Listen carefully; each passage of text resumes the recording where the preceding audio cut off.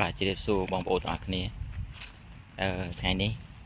និយាយពីថ្ងៃមុនខ្ញុំបានផុសវីដេអូមួយដែលរៀបរាប់អំពីខ្លងទ្វារទាំង5នៃទីក្រុងអង្គរធំប៉ុន្តែថ្ងៃនេះខ្ញុំមកថតតើនៅក្នុងក្រុងអង្គរធំហ្នឹងមានប្រាសាទអីខ្លះណាបងប្អូនមិនមានតែប្រាសាទបាយ័នមួយទេណាមានច្រើននៅក្នុងនេះមានច្រើនអញ្ចឹងបងប្អូនចាំនាំគ្នាទៅទស្សនាជាមួយខ្ញុំទាំងអស់គ្នាណាអញ្ចឹងអូខេ let's go បាទជាដំបូងនេះបងប្អូនមកទស្សនានៅប្រាសាទបាពួនបាទនៅសតវត្សទី11នេះគឺជាផ្លូវឡើងខាងកើតទិសខាងកើតនៃប្រាសាទបាពួនខ្ញុំថតនេះវារាងក្តៅបន្តិចហើយបាទហើយខាងនោះគឺពលានជួរអមរៃនេះគឺប្រាសាទបាពួនយើងដល់ជួបពីកើតទៅបាទ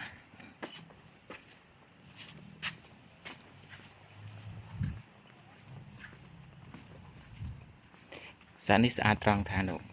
ចដើស្ពានដែលរៀបស្អាតណាជើងសសរស្ពាននេះស្អាតមែនទែន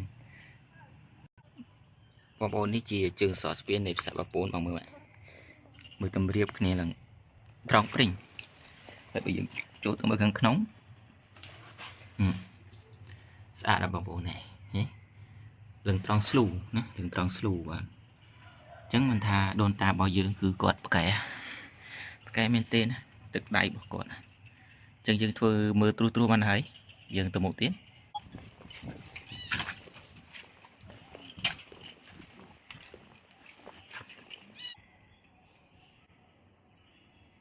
នេះច្រកទ្វារទី2ខ្លងទ្វារទី2បន្ទាប់ពីយើងចូលមកមិញហ្នឹងគឺជាខ្លងទ្វារទី1ហើយនោះមានជំដើរទៅមកតង់ទៀតនោះបានដល់ប្រាសាទបាពួនណាបងប្អូនទើបយើងចេញផុតពីខ្លងទ្វារទី2យើងនឹងដល់ផ្លូវដែលក្រាលដោយថ្មឆ្ពោះទៅប្រាសាទតែម្ដងស្អាតបងប្អូននេះជាគំនូរថ្មដែលបានបាក់បែកធ្លាក់មកពីខាងលើផ្ទៃខាងលើហើយអ្នកទាំងអស់គ្នាអាចមើលបាននេះជាចន្ទើប្រឆោតមួយដែលអមនឹងចន្ទើមែនទេនេះចន្ទើមែនទេនៅខាងនេះឡើងទៅលើស្រាប់ឡើងទៅលើហើយនេះជាចន្ទើប្រឆោតបាទមើលឃើញច្បាស់អត់ហ្នឹងនេះមាន2នៅខាងជើងមួយនេះនៅខាងត្បូងទីនេះមួយទៀត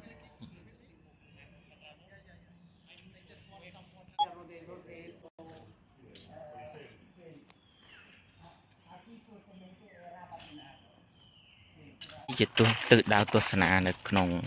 តំបន់ក្រុងអង្គរធំនេះអានេះគឺនៅស្ថិតនៅខាងជើងនៃប្រាសាទបាពួននៅជាប់នេះប្រាសាទបាពួនថតនេះវាចាំងថ្ងៃព្រោះឆតនៅម៉ោង2នេះបងប្អូនប្រាសាទបាពួនធំនេះមើលគ្រឹះបងប្អូនមើលគ្រឹះបងប្អូនពិតជាពេលមើលទៅរាំងដាច់កណិតណាព្រោះអីនៅក្នុងក្រុងអង្គរធំនេះមានប្រាសាទច្រើនណាបងប្អូនបាទមានប្រាសាទច្រើនអញ្ចឹងទៅខ្ញុំអត់ហ៊ានថតជានីតិវែងទេអញ្ចឹងយើងថតខ្លីៗដើម្បីងាយស្រួលកាត់តហើយព្រោះប្រាសាទច្រើនបើសិនតែយើងចង់ដើរឲ្យអស់ប្រាសាទក្នុងក្រុងអង្គរធំនេះប្រហែលជាត្រូវការចំណាយពេលមួយថ្ងៃដើរមិនបង្ខំថ្ងៃតែបើសិនតែយើងដើរបង្ខំប្រហែលជាមួយអាទិត្យទៅគឺគ្រប់គ្រាន់ហើយឥឡូវខ្ញុំនាំបងប្អូនទៅមើលរូបព្រះពុទ្ធបរិនិព្វាននៅប្រាសាទប្រាសាទបាពួនណាយើងឡើងទៅតាមចដើហ្នឹងទៅចដើមកស្រាប់បងប្អូននេះយើងដើរពីខាងលិចឡើងទៅពីខាងលិចនឹងឃើញមានព្រះពុទ្ធបរិនិព្វានដែលកសាងឡើងនៅសតវត្សទី16ដោយអង្គព្រះបាទអង្គចន្ទរាជាបាទនៅខាងក្រោយនេះព្រោះអីព្រះអង្គចង់បំលែងប្រាសាទនេះឲ្យទៅជាប្រាសាទបែបព្រះពុទ្ធសាសនាតែតាមការពិតប្រាសាទនេះគឺជាប្រាសាទបែបព្រហ្មញ្ញសាសនាដែលឧទ្ទិសឲ្យអាទិទេពព្រះសិវៈបាទអញ្ចឹងបងប្អូនអាចទស្សនាមើលឃើញអត់នោះ នេះជារូបពុទ្ធតុំនោះព្រះភ័ក្ត្ររបស់ព្រះអង្គហើយសណ្ដូកមកខាងត្បូងគឺជើងនឹងកណោះបាទគឺនេះជាការរៀបបន្ថែមនៅសតវត្សទី16បាទនេះនោះព្រះភ័ក្ត្រព្រះអង្គបាទផ្សាត់14យើងសូមឆ្លេះតែប៉ុណ្្នឹងហើយយើងនាំគ្នាបន្តទៅផ្សាត់មួយទៀតនិយាយមួយនេះបងឡើងមកចឹងបងប្អូនអាចជួយមកទស្សនាបានណាអូខេផ្សាត់14បាទបងប្អូនឥឡូវយើងចប់ពីផ្សាត់14ណានៅខាងក្រោយហ្នឹងឥឡូវនេះយើងទៅរាជវាំងយើងអាចចុះទៅចូលរាជវាំងនៅខាងជើងប្រាសាទបាពួនហ្នឹងគឺរាជវាំងចាស់នៅសម័យព្រះបាទជេវម៉ានទី7យើងដើរចូលតាមនេះបាទនេះតាមនេះអូខេមកហើយហើយផ្នែកខាងនោះគេកំពុងជួសជុលហើយយើងដើរមក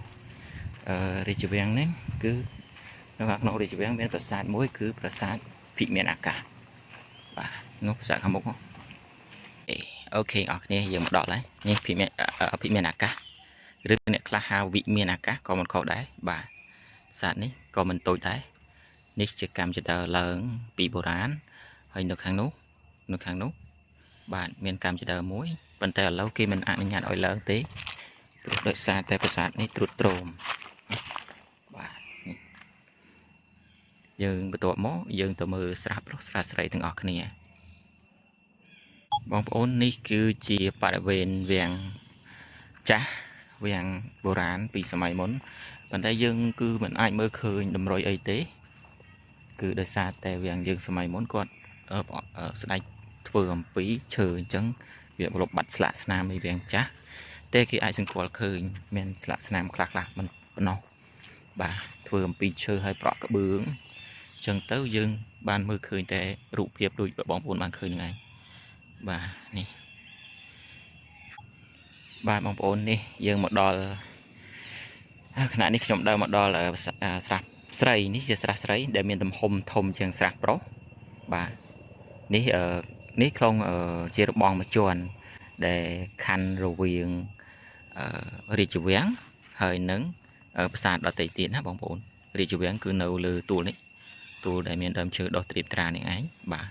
ហើយនេះគឺស្រះប្រុសស្រះស្រីសំទោសស្រះស្រីបាទដែលមានរូបបងប្អូនឃើញអត់នៅរូបបាទមានរូបស្រីទេពអប្សរកំពុងតែងូតទឹកមានរូបអីជាច្រើននៅតាមនោះបាទអញ្ចឹងយើងបន្តទៅមើលស្រះប្រុសទៀតនេះគឺស្រះស្រីបាទនេះស្រះស្រីគឺមានទំហំធំជាងស្រះប្រុសបាទសូមបងប្អូនមេត្តាជួយតាមដានវីដេអូនេះចប់ផងព្រោះតែខ្ញុំមិនបានរៀបរាប់ជីវប្រវត្តិឲ្យច្បាស់ឲ្យល្អិតល្អន់នោះទេព្រោះក្នុងវីដេអូនេះបើសិនជាខ្ញុំរៀបរាប់ហ្នឹងវាអាចចំណាយពេលយូរអញ្ចឹងបងប្អូនមិនមានអ្នកចង់មើលទេណាមិនមានអ្នកចង់មើលអញ្ចឹងនេះជាស្រះប្រុសបាទស្រះប្រុសដែលមានទំហំតូចជាងស្រះស្រីហើយក៏បាទនេះអញ្ចឹងនេះស្រះប្រុសហើយទំហំមិនធំទេស្រះនេះបាទមិនធំទេអញ្ចឹងយើងចប់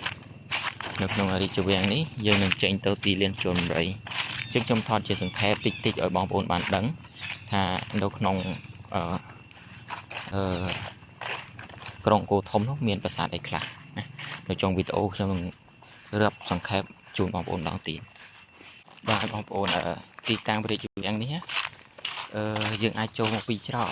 កទី1គឺមកពីប្រាសាទបាពួនហើយច្រកទី2ហ្នឹងគឺមកពីខាងក្រោយព្រះលានជលដំរីបាទខាងក្រោយលានជលដំរីឥឡូវនេះយើងកំពុងដើរចេញទៅលានជលដំរីវិញណាយើងកំពុងដើរចេញទៅលានជលដំរីវិញណា